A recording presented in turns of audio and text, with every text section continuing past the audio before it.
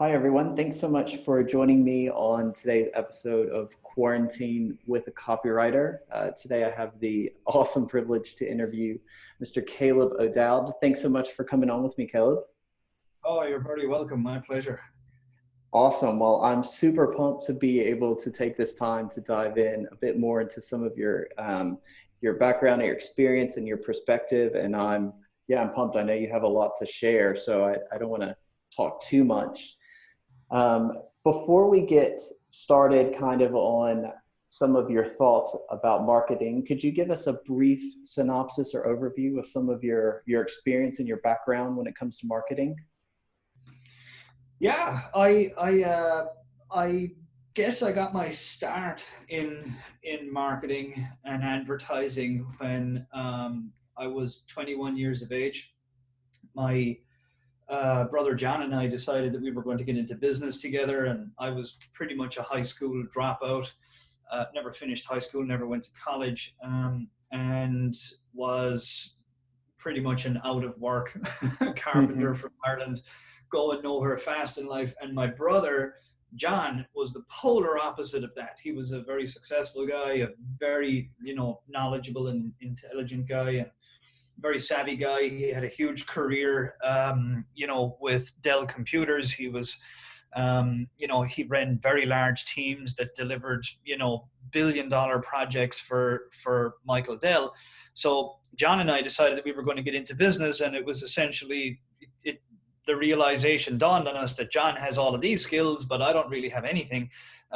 So it became clear to us that the type of business that we wanted to get involved in was direct response marketing. So it was John who actually introduced me to Gary Halbert.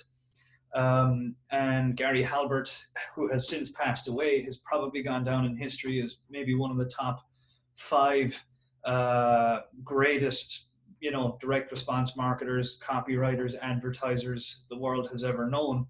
And I ended up through John, connecting with Gary Halbert. I ended up actually moving from my home in Ireland all the way to Miami, and I ended up living with Gary Halbert for 3 years in his home in Miami. And it was Gary that got John and I into direct mail. And at one stage, we were among the largest direct mail marketers in America. We then got into newspaper advertising, where we did, in fact, at least according to our media buyers at the time, we did become the largest direct response newspaper advertisers in America. We then, got into CPA marketing. We had back in the Wild West days of CPA marketing, and we ran a business there that was doing about 3 to 5 million a month. I've since gone on to become really good with webinars, to say the least. Our last 2 webinars would have done about 20 million. And since then, we've just ran the gambit. We've done an awful lot of stuff. We've sold everything from health supplements to $80,000 masterminds to seminars, coaching programs, low ticket information products, continuity programs. We've done it all via, VSLs, webinars, Facebook groups, cold traffic advertising, I guess you name it. So I don't know if that's enough of No, a that's awesome. spray of stuff for you there, Brennan. No, it's so cool. I wish you could see the massive cheesy smile that I have on my face right now, just listening to you list off all the incredible things that you've been able to do. It's just incredible and impressive, and can't help but just be slightly amazed that already you've managed to accomplish so much. It also I have a bajillion questions that pop in my head, because when I hear this experience that you've had, I see you as mastering both a skill of copywriting and also being a marketer and business owner, which is something I probably will want to dive in a little bit with you in a minute. But before we do, it's incredible that you had the opportunity to be mentored by Gary Halbert. Yeah, that's amazing. Is there anything in particular from your time with him that really impacted you or stood out? That's something that's stuck with you throughout your years of marketing? Yeah, to say the least. So many different things. I couldn't even begin to list them off. I mean, it was 3 years of working with, as I said, pretty much the Michael Jordan, the Tiger Woods of the industry. So I learned so much from him. I guess really what I learned a lot about from him, they say that like a beginner looks for tips and tricks and kind of shortcuts and hacks, and the intermediate kind of professional marketer, you know, thinks in terms of tactics and strategies. And the true alchemists of the game, the true geniuses of the game, they deal in concepts and principles. Okay. And Gary was very much a concept and a principle type of guy. He never really taught me tips and tricks. He never really taught me. We did deal in a lot of strategies and tactics, but the thing with strategies and tactics is that they usually have a short shelf life. Okay. So if you talk to anybody who was doing PPC 10 years ago, do the same strategies apply today? The answer is no, because it's just a completely different game. Same with SEO. The guys that got into the SEO game back when the internet launched, that's a completely different game today. So tactics and strategies usually have an egg timer associated with how long they work for, but concepts and principles, they're timeless. They're just timeless. They work across all channels. They work across every conceivable business in existence. They work across all forms of advertising, and that was Gary. Gary dealt with and lived in concepts and principles, and pretty much that's all we worked on. He was just a huge advocate of these kind of marketing concepts, these kind of marketing principles. And, you know, I learned a lot of that stuff from him. A lot of people are amazed at what Gary didn't teach me. Everybody thinks that Gary would have taught me how to write a headline, or, how to write a sales letter. And most certainly I learned that from being with him, but that was never really the focus of what we were doing. He was an alchemist. He had the ability to take, raw ideas and turn them into money. Yeah. And Okay. I guess, if there was anything that I truly learned from him, it was just that. It was how to take those ideas and turn them into money, using concepts, using these principles. And that allowed me to get into different channels, different mediums, different traffic sources, leverage different business models.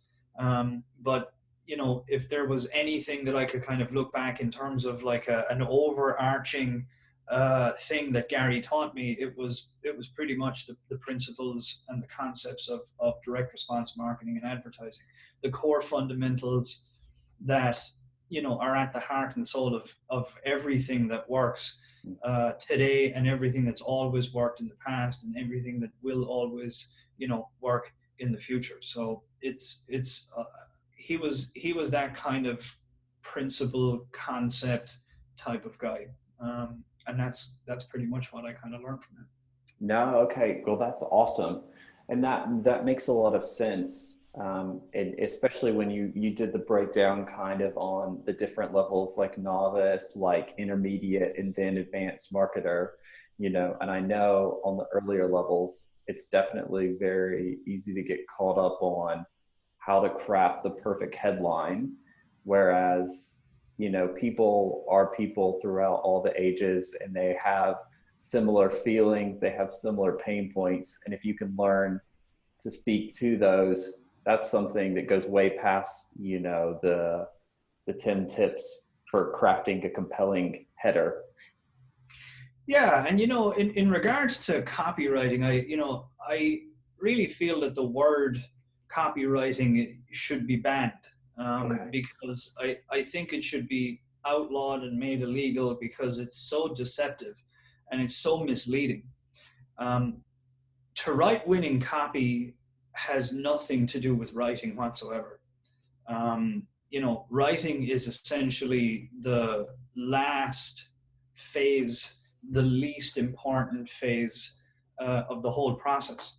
But because everybody is learning to be a copywriter, what they're learning is actually the least valuable aspect of it, and they're choosing to specialize in that and build their career around being a copywriter.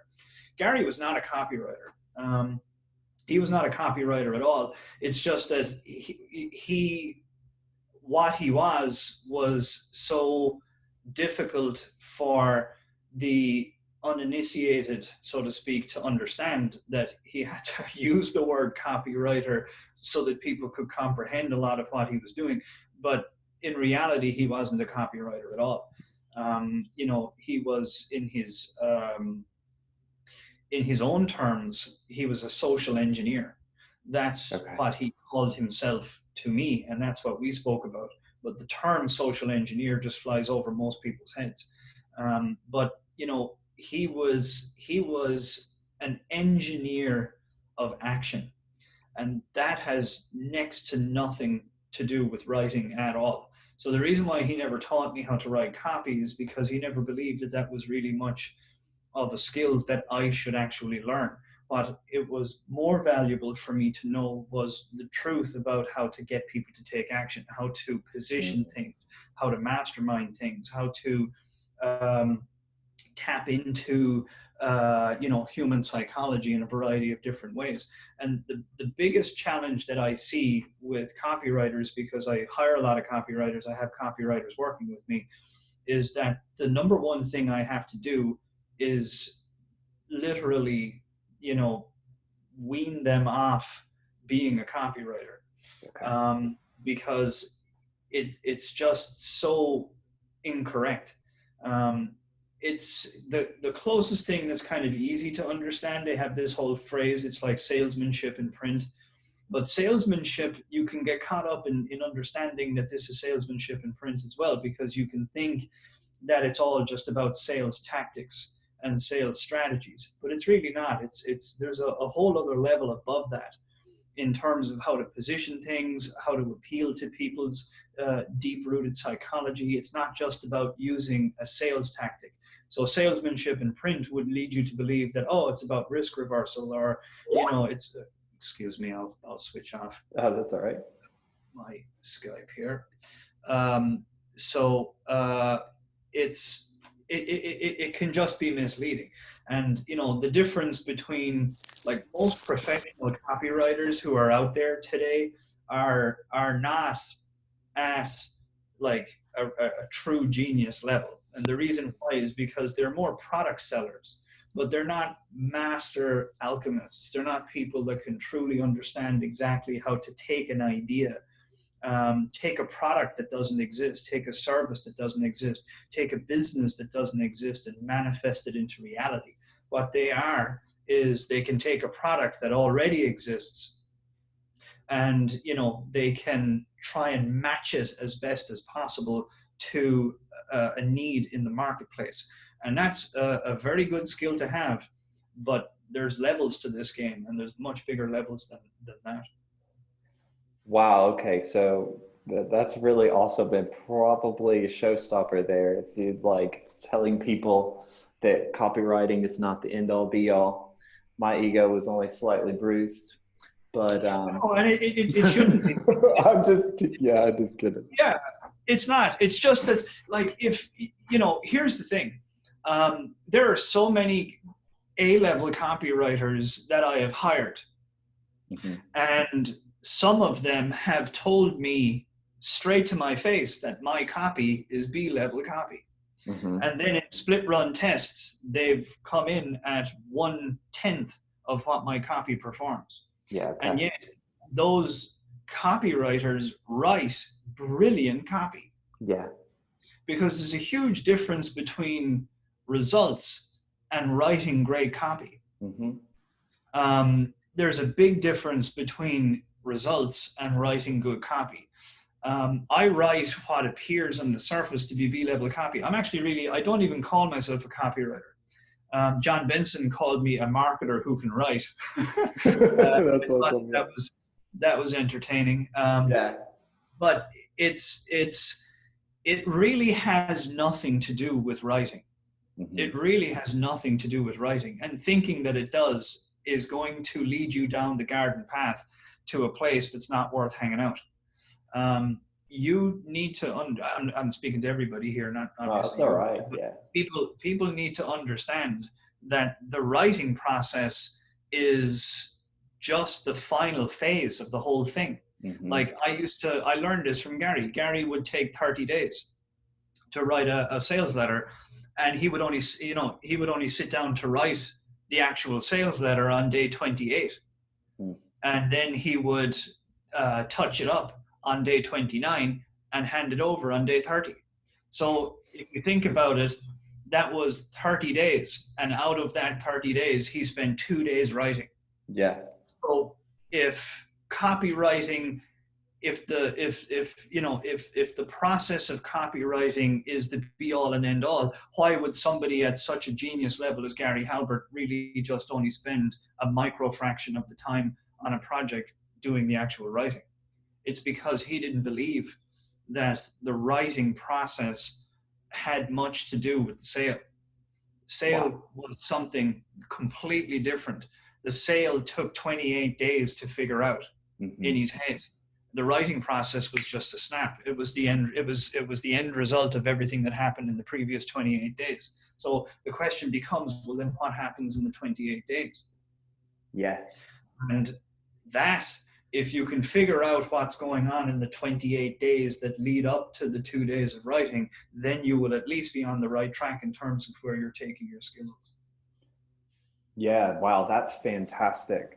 And this is really cool because you've already started to break down what I had mentioned at the beginning, but I had, just ignorantly had no clue the depth in which, there was a distinction. Like I said, when I look at you, not only as, one of the final protégés of Gary Halbert, but you're also you run consistently high performing offers. And you do it, you hit them out of the park all the time. And it's quite interesting to be like, where does the shift come? How do you get to where you can become a person that is the social engineer that you were talking about? Like, is there a mindset shift? Is there a perspective shift? Or how can one, like say a normal copywriter, start to cultivate these more valuable, higher level skills? Well, I mean, the first mindset shift is you should just never consider yourself a copywriter. Okay. I mean, that's number one. The minute you consider yourself a copywriter, you start to focus on the writing process. Okay. Most people who take copywriting courses, I mean, essentially what they're doing is learning how to write. They're learning how to essentially, at least at the beginning, color between the lines. They're looking to, what do I say here? What do I say there? What do I say next? The longer you stay there, the more you're, living an illusion in terms of what's really needed. Here's an example of the type of education that I got from Gary. One of the very first things that I had to sell. So I was working with him for just a few weeks, and Gary was the type of guy who never said no to a large check.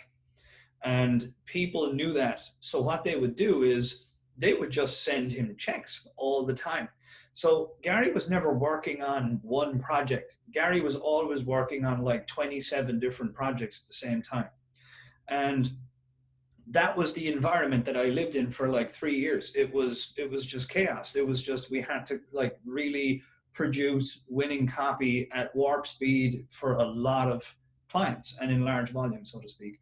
But I remember he would sell anything and everything that was, you know, that was like legit. And one of the things that he got to sell was actually a male potency health supplement. Okay. And he, so I'm a few weeks into working with him, and he comes into the office and he puts this bottle of pills down. And I'm about to start talking about topics here, Brennan. I'm not sure you're going to ever want to publish this after this, but Oh, that's fine. Yeah. So he puts this male potency supplement on the table, and he says, "Hey, I want you to sell this." And at this point in time, I don't know anything about selling anything, and I'm like, "Okay, well, I mean, how do I do it?" And he's like, "Well, you tell me. How would you do it?" And I said, "Well, I don't know." And he said, "Well, that's a great place to start. If you don't know, then you should never sit down to sell anything." And that's a huge mistake that most people make. Most people have no idea how to sell anything, and they sit down and they attempt to do it. Yeah. So he says to me, "Well, look, you know, think in terms of the person who, you know, would buy this. Why do you think a person like this would want to buy this?" And I said, all right, I mean, it's a male potency supplement, so maybe this person has trouble in the bedroom, trouble, you know, getting it up, so to speak, and maybe that's, you know, that's why he would go and want to buy something like this.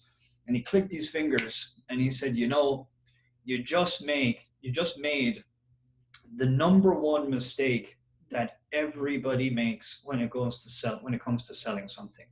You just made an assumption." Wow. Okay. Yeah. And he said, "You're a 21-year-old kid from Ireland. You've probably got more testosterone coursing through your veins than, you know, 100 men have who are in their 80s. Okay. And he said, "How in God's name could you ever assume that as a 21-year-old kid from Ireland that you would know exactly what's going on, or what an 80-something-year-old American man, you know, is going on with that person?" And I said, "You're right. I have no idea." And he said, "Well, how would you go and find out?" And I didn't have the answer. And what he made me do was he called up the client and he got 100 telephone numbers. It was a few more than that. He got a whole bunch of telephone numbers from customers who bought the product. And he set me down and I wrote out maybe about 50, 60 questions that I was to ask each one of these guys. And I literally had to get on the phone. I had to call these guys up. I had to introduce myself. I had to let them know why I was calling. And I had to ask them the most intimate questions about essentially their sexual health and what goes on in their bedroom with their wife. And to my amazement, most of them were delighted to have a very detailed discussion with me. Wow. It took about 3 weeks for me to get through all of those calls. It was the most laborious task, yet it was one of the most enlightening tasks that I had ever done. Yeah. And when it was all done, Gary said to me, "So tell me, what is it that these people want?" And my answer to that question was very, very different to my initial assumption. I thought that they wanted X. In reality, what they wanted was shockingly different. And, you know, I know that there's going to be lots of people listening to this, so I won't get into what it was that they actually really, really wanted. But let's just say it was the polar opposite of what I thought. And without any copywriting experience at all, at that stage I had just been handwriting out ads from Gary. And he told me, "Hey, I want you to go and write I want you to write a sales letter." And I said, well, I don't know how to do it. And he said, well, look, just sit down and write. Okay. Now that you know everything, you know what they want, you know what they need, you know what they desire, you know what their fears are, you know what their frustrations are, you know what their specific problems are. And, I want you to just sit down and speak to that prospect. And I sat down and I wrote a letter. And that letter went on to make over $1 million for the client. That's And awesome.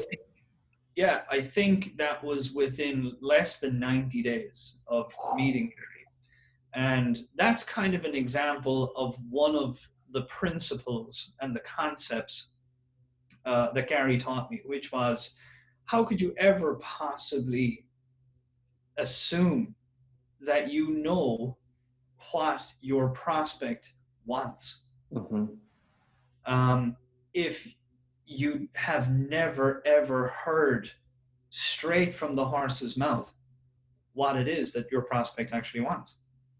And every copywriter that's out there, I would say 99.9% of professional copywriters out there, what they are is they have become professional assumption makers. And Gary was not an assumption maker. Gary was a guy who got the story, he got the facts, he got the reality, he got the truth. He wrote a campaign for himself that was an absolute breakthrough success, and it was selling a stock trading program. And what he did, he was targeting day traders.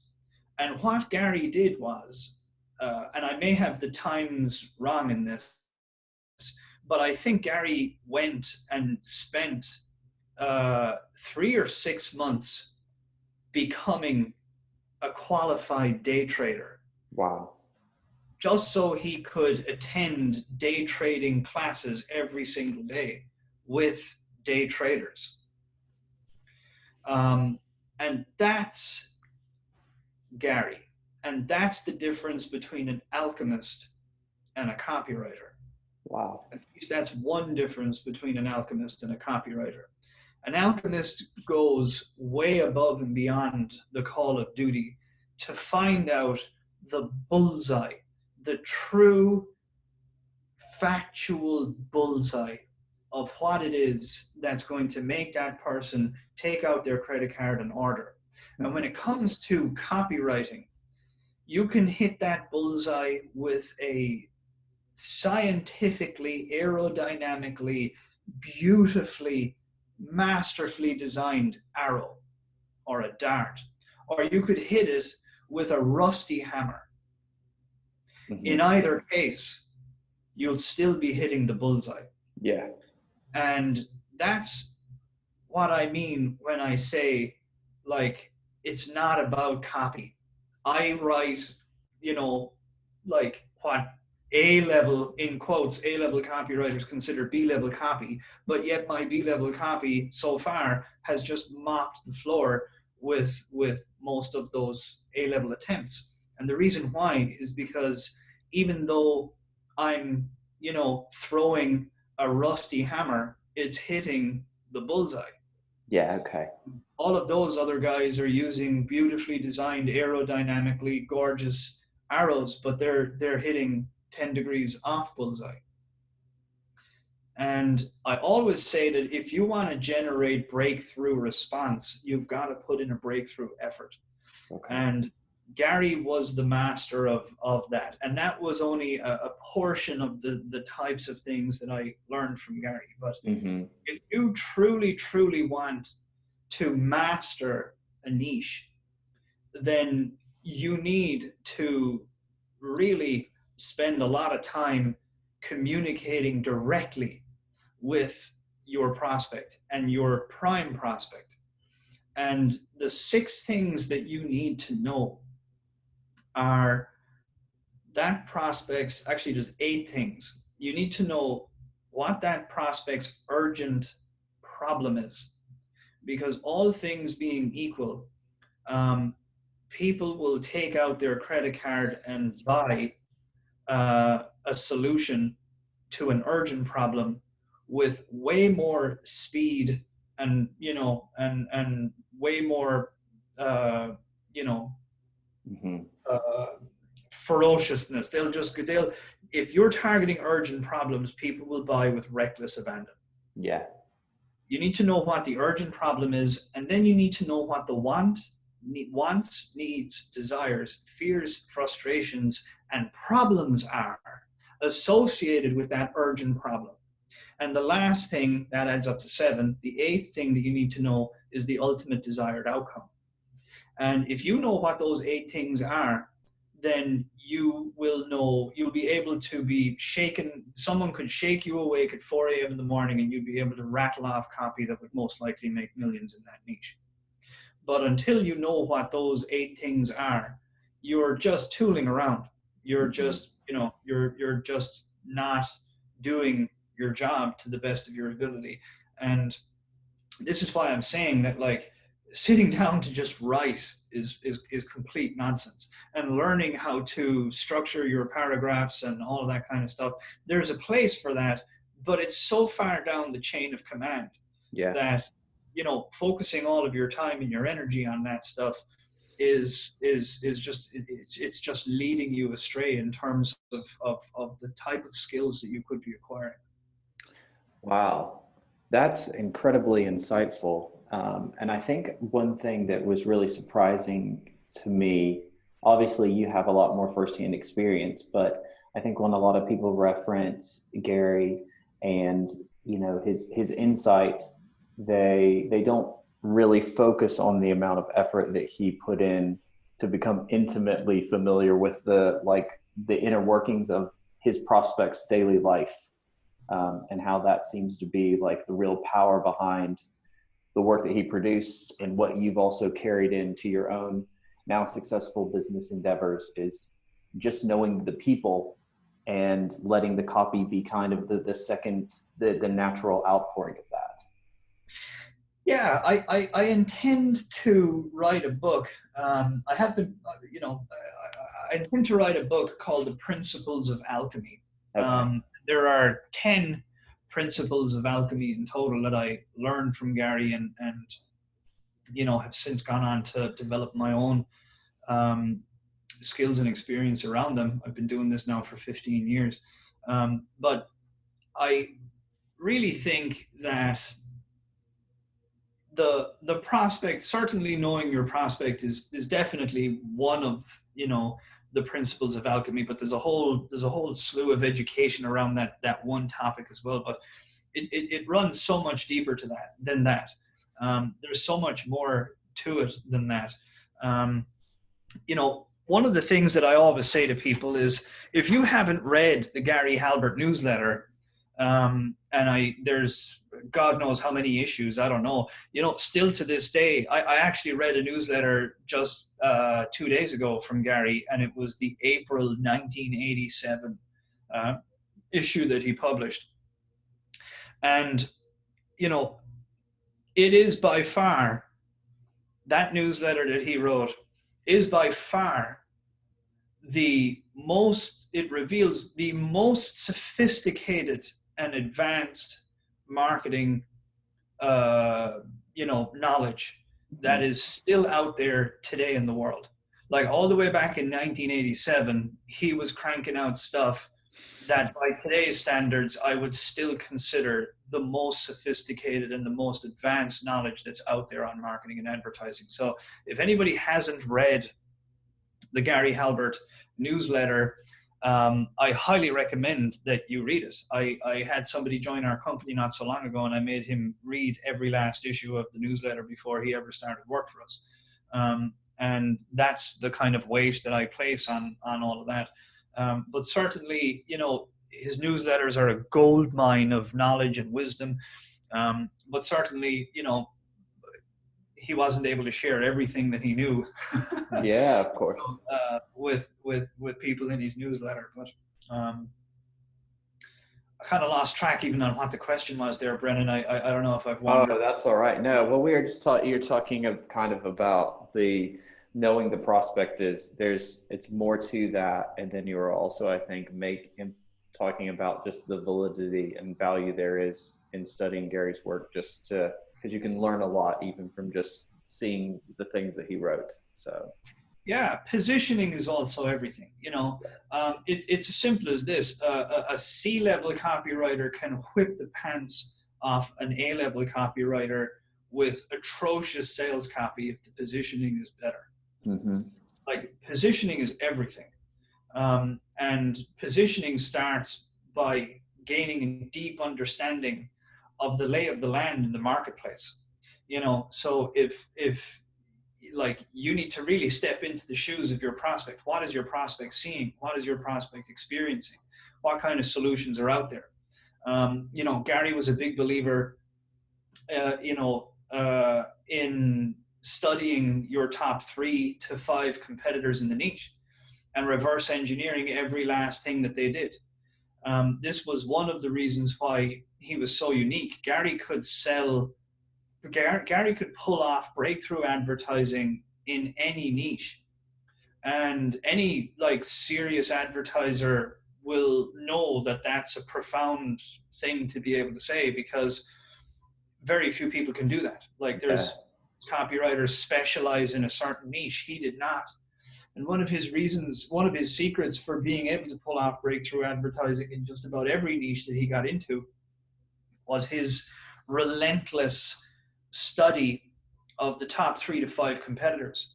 You've got to understand, if someone is a top 5 competitor in your niche, in order to get to that place, they've had to go through hell. They've had to fail repeatedly. They've had to invest millions of their own dollars. They've had to just go through one, failure after another, acquiring so much knowledge. To be a top competitor, a top 5 competitor, it's a very, very difficult thing to get to that stage. And you really have to know a lot about the marketplace, the types of offers that are working, the appeals that are working, the emotional triggers, all that kind of good stuff. And Gary would reverse engineer everything that those top competitors were doing. And then he would figure out a superior position to them all. Because Gary believed that the secret to success was do what the best are doing, just do it better. And if you can do what the best are doing, but you can do it better, then guess what? You become the best of the best. Yeah. And that is a principle of alchemy. Wow. And that one alone has most certainly served me outrageously over the years. That's a lot of what I do. I am a relentless student of the competition. I'm a relentless student of the solutions that are out there. And I position everything that I do as superior to everything else that's out there. So if you ever study a lot of my copy, I spend a tremendous quantity of time, at least on my front-end customer acquisition ads, talking about how what it is that I have to offer is more superior than everything else that's out there. Because what I'm always trying to do is park the prospect in a place where the only path forward is to purchase the solution that I have to offer, and the only alternative is to go home defeated. There isn't a third option. There isn't a third option to get another product or another solution or something else, because I've closed all the doors. And you can only get to that place by understanding what all of the other solutions are out there, and you find out the cons and the pros in them all, and you position yours as just better than the best solutions that are out there. Mm-hmm. And if you can do that, your prospect just arrives in a place where they either have to move forward with you, or they have to give up on their dreams of accomplishing their goals. And if you can park them in that place, and it must be a legitimate, truthful place for you to park them in, then you will get the lion's share of the sales in that niche. Holy crap. Yeah. Wow. That's awesome. And that's super insightful. Hopefully you haven't felt like you've given away too many of your secrets there, because I that, have not. okay, because that is just a wealth of insight that I feel like could make many people's, including my own, future career there. So thank you so much for diving in so deep into those principles of alchemy, and look forward to your book whenever you can find some time to make that happen. Yeah, yeah, I do. And this is probably a shameless plug here, but I do publish a newsletter. It's called ROI Tips. If anybody, it's a free thing. If anybody wants to go on, hear some more. Being the shameless marketer that I am, I'll put a little plug in there, Brennan. I hope you don't mind. No, actually, since we're I was gonna go ahead and try and wrap us up anyways, because I feel like I could keep picking your brain. And one of the things I wanted to do was ask you, how can people get more connected with you? How can they find out more about what you're doing? Maybe some of the various offers you have on. So you just mentioned the ROI tips. Anything else that you would recommend that people check out? That's about it. If you go to roitips.com, the website is a little bit under construction there at the moment, but probably by the time this gets published, it'll be the way it needs to be. But yeah, I have been publishing a free e-letter for the last year and a half, and pretty much I share an awful lot of stuff that I have learned from Gary and also my own experience, and I just give it away for free. So anybody who wants to find out more from me, you can just go to roitips.com and sign up for my e-letter. Fantastic. Well, that is awesome, and this has been so incredibly insightful. Thank you so much again for taking time out of your busy day to chat with me and share. I really appreciate it. Thank you so much, Brennan. I appreciate the opportunity as well. Yeah, well, great to connect with you here. I hope you have a fantastic rest of your day, and I'll see you around on the digital space. Good stuff. Thank you. Likewise.